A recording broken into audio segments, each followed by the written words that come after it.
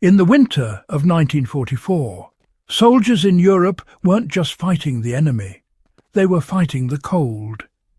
Temperatures plummeted, supplies froze, and even weapons jammed from the chill. But it was their bodies that suffered most. Frostbite swept through the ranks like an invisible enemy, blackening toes, blistering fingers, and sending men home crippled without a shot fired. And yet, amid the chaos, a simple field trick, using ordinary soap, helped thousands of soldiers prevent frostbite when nothing else worked. It wasn't found in any manual or issued by command. It spread quietly from man to man, trench to trench. The so-called soap trick was born from necessity, but it proved so effective that it saved limbs, lives and lessons that survivalists still use today. The war against frostbite was as deadly as the war against bullets. To understand why this trick mattered, you have to appreciate the conditions soldiers endured. In places like Bastogne during the Battle of the Bulge, temperatures dropped below -20 degrees Celsius. Boots froze solid, socks never dried, and moisture became the silent killer. Frostbite set in when the body redirected blood away from the skin to protect vital organs. Fingers, toes, noses and ears were the first to go. A soldier could go from numbness to permanent tissue death in hours. Armies tried everything: grease, wool, special boots, but the enemy was persistence itself. Damp skin and trapped moisture. In trenches and foxholes, soldiers couldn't take off their boots for days. Wet skin, no airflow and constant pressure made conditions perfect for frostbite. Some troops resorted to animal fat or petroleum jelly, but those methods often made things worse by sealing in sweat. Then came the discovery that soap, the same bar used for washing, could do more than clean. It could protect. How the soap trick actually worked. The trick was born from frontline improvisation. Soldiers noticed that when they washed their feet or hands with soap and didn't rinse it off completely, the thin film that remained seemed to form a barrier against moisture. That residue, alkaline, slick, and mildly hydrophobic, reduced the skin's ability to absorb water and slowed down the chilling effect caused by damp socks or gloves.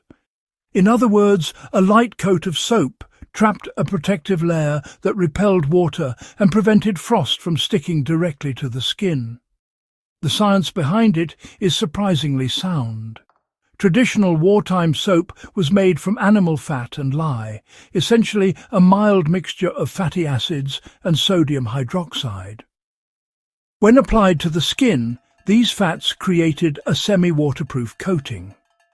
Soldiers who coated their feet and hands before putting on dry socks noticed less stiffness, fewer blisters, and reduced frostbite symptoms. The method wasn't perfect, but it dramatically increased survival in the cold. In many field reports from both Allied and German units, men mentioned greasing their feet with leftover soap or shaving lather before heading out into the snow. The effect was subtle but vital. It prevented direct skin contact with ice crystals and kept circulation more stable by maintaining a dry microlayer beneath clothing.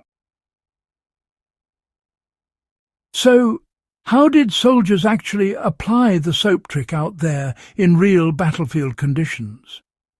Well, the process was simple, but it really required discipline.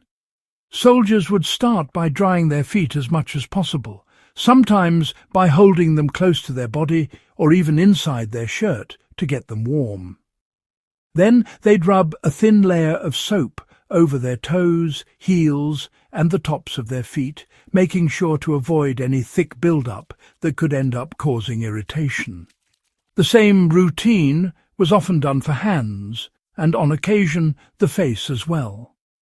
After all that, they'd put on clean, dry socks or gloves if they had any to spare. Even in freezing temperatures, that invisible barrier helped retain body heat and kept moisture from freezing right on the skin. The trick spread mostly by word of mouth, especially among the more experienced soldiers who'd been through those long winter campaigns. Some units even went as far as issuing unofficial soap orders, telling the lads to treat their skin every day before heading out on patrol. In the most extreme cold, soldiers would often combine this method with dry foot rotation, switching socks, airing out boots, and rubbing some circulation back into numb extremities. Now, soap didn't replace good cold weather discipline, but it certainly made it easier to endure conditions that would cripple an unprepared man. So, how does this forgotten wartime trick apply to modern survival, you might wonder? Well, the chemistry of frostbite prevention hasn't really changed. The key is still reducing moisture and keeping up your circulation. While nowadays we've got things like Gore-Tex and all sorts of synthetic insulators, the old soap trick still holds a bit of value for anyone heading into extreme cold without fancy gear. If you find yourself in a cold weather survival situation, the process is straightforward. Start by thoroughly drying your skin, then rub a thin layer of fat-based soap, ideally one with tallow or natural oils, onto any exposed areas. Let it partially dry, so you've got a slight film left. After that, just put on dry, insulating layers. That coating will slow down moisture absorption and cut down on evaporative cooling, which is one of the main triggers of frostbite. This same principle works for camping, mountain expeditions, or even cold weather work. For example, loggers and Arctic researchers have reported using bar soap or petroleum-based lotions to prevent windburn and frostbite on their cheeks and hands. The idea is the same: trap a dry layer between your skin and the cold air. Now, why did the soap trick work better than other remedies out in the field? Most wartime fixes for frostbite involved greases or oils, things like whale oil, bear fat, or Vaseline. These were decent insulators, but they had a big flaw. They sealed in sweat. When that trapped moisture cooled, it froze right next to the skin, actually making frostbite worse. Soap, on the other hand, provided a breathable barrier that repelled water without completely blocking air exchange. That difference made it much safer for long-term use out there.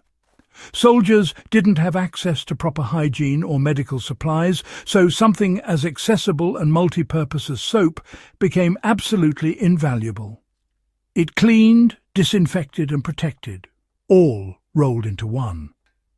In modern terms, you could say it was an early form of adaptive field science, using chemistry to solve biological problems under some of the harshest pressures imaginable. So, what does history teach us from a humble bar of soap? The soap trick wasn't officially written up in most military manuals. It was a grassroots solution, born out of experience and necessity. Yet it really shows how survival often depends not on fancy equipment, but on observation and adaptability. The same bar of soap that kept men clean in muddy trenches also shielded them from frostbite when supplies ran low and medics were miles away. It's a powerful reminder to today's historians and survivalists alike. Real ingenuity is often born in the harshest conditions.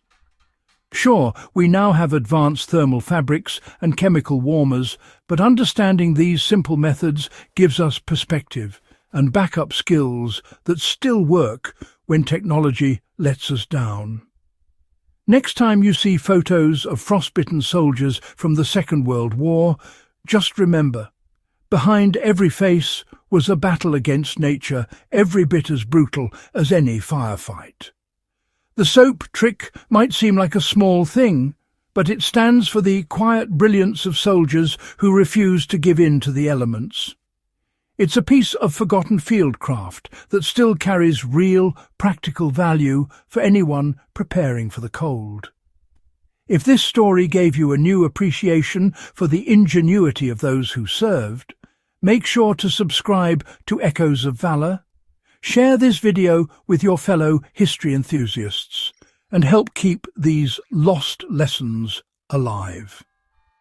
Because, in the end, history isn't just about what was fought, it's about how people survived to tell the tale.